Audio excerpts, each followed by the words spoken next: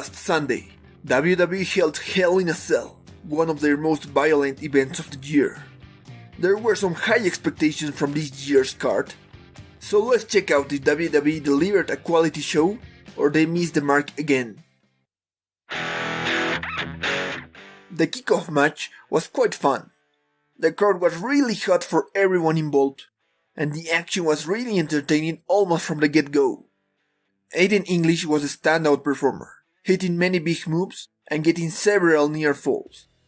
The storyline between Rusev and Aiden was furthered nicely with their miscommunication costing them the win. With more time and as part of the main show, they could have had a much better encounter. The actual event started with the Hell in a Cell match between Jeff Hardy and Randy Orton. Most of the match was quite slow, but the effective use of weapons made up for it. Both men were fairly creative while in offense, giving us some hardcore action that used the cell decently. Orton's work as a vicious heel was superb, especially that nasty moment when he put a screwdriver inside Jeff's earlobe and twisted it. Jeff gave a solid performance playing a fiery babyface, doing his best to take down Orton, but ultimately failed after missing a splash from the cell's ceiling. The ending felt a little underwhelming since the camera clearly showed Orton leaving the table before Jeff dropped, but it didn't take anything away from this brutal opening contest. These women had arguably the most heated rivalry going into the event, and they didn't disappoint with a really good technical bout. Both Charlotte and Becky were in control for a good amount of time, focusing their attacks on the legs and arm respectively. The final minutes were really good, with Becky locking the disarm her to a huge pop from the crowd. Charlotte managed to escape and went for a spear, but Becky turned it into a surprising pinfall for the win. Becky winning the title was a genuine surprise and a great moment, where everybody watching was on fire cheering for the last kicker, despite being portrayed as the heel. Hopefully, WWE turns her face in the near future. Raw's tag team division has been far from perfect for a long time now, but at Hell in a Cell, these teams proved how exceptional tag team wrestling can be. At first, everyone got a little moment to shine until the action slowed down and Rollins began playing the babyface in peril. The moment Ambrose got the hot tag, the pace picked up and never went down. Everybody got a chance to hit their signature moves, and because of it, there were many credible near falls that had the crowd at the edge of their seat. In the end, McIntyre nailed Rollins with the Claymore, just as he was about to hit a Falcon Arrow on Ziggler, giving the heels the win. The match was a lot of fun and very reminiscent of NXT's tag matches. After such an amazing encounter, Samoa Joe and AJ Styles were in a tough position, having to follow it. However, they managed to have an outstanding match that woke up the worn-out crowd. Once again, these men hit several counters, submission holds and power moves. Joe was in control near the end and locked the Coquina clutch after catching Styles while he attempted the phenomenal forearm, but still lost the match after Styles turned the hold into a pinfall. The match was really good and the ending was well booked, but took away from this match, which only felt like a stepping stone on the way to their Super Showdown match. The Miz and Daniel Bryan's rivalry was doing just fine all the way up to SummerSlam. I wasn't a huge fan of the decision to add their wives to the equation.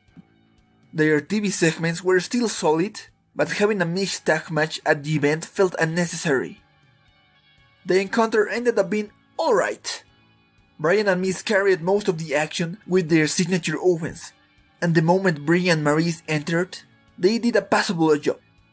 The biggest problem was the ending, where Maryse sort of rolled up Brie for the win. A very clunky finish to a decent match. Thankfully, the next chapter in Miz and Bryan's feud is a singles match, so it's bound to be better than this average match.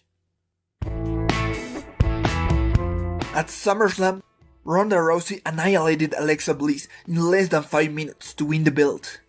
A rematch was set up for Hell in a Cell, But after such a one-sided encounter, there was very little hype for this one. Last Sunday, these women put on a pretty good match that was really competitive.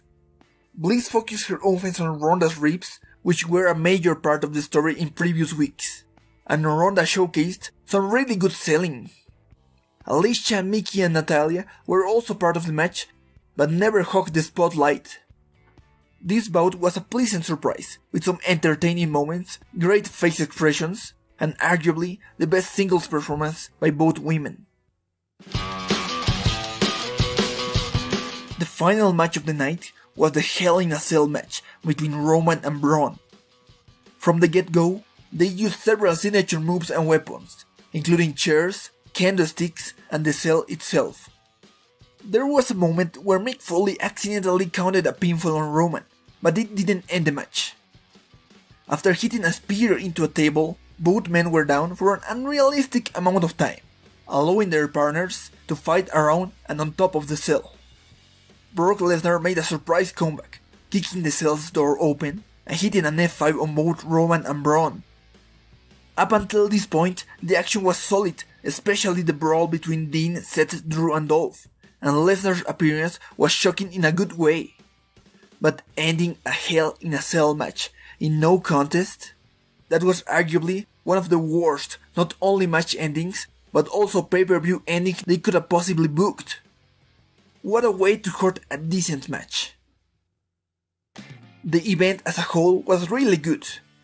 The WWE title, the SmackDown Women's title, the first Hell in a Cell, and notably the Raw Tag Team title match, which was the match of the night, were really entertaining.